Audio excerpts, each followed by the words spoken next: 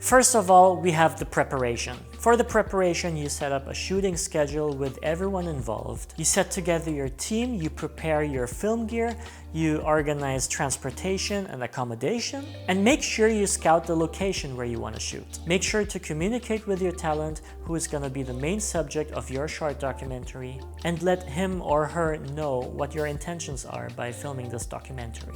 And then we have the shoot. On the shooting day, make sure to do a location scout.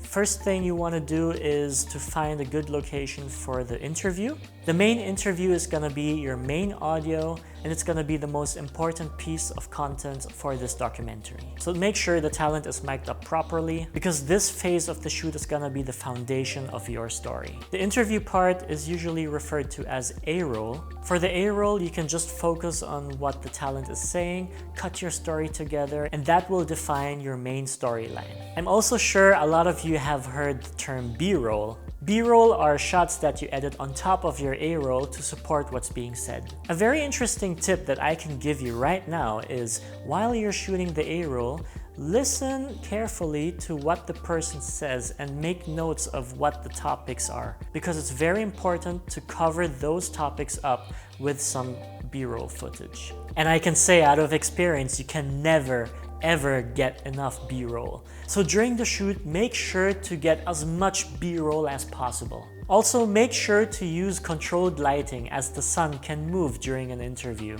And finally, we have the post-production, aka editing. For editing, it really depends on your style. Some people might start off with a very strong, eye-catching opener, and other people might start off slow so they can build up and create a tension. And at the end of the day, editing is really just something creative that everyone does differently. Ultimately, there are different techniques to telling a story. And it always depends what the content and what the story is all about. A story can be sad and tragic, but also full of adrenaline and happiness. So while editing, the choice of music, the pacing of the edits, the sound effects being used, there are really no rules and boundaries in the creativeness of how to edit. The edit is therefore quite subjective and everything is allowed. Your goal while editing should always be to keep the audience interested.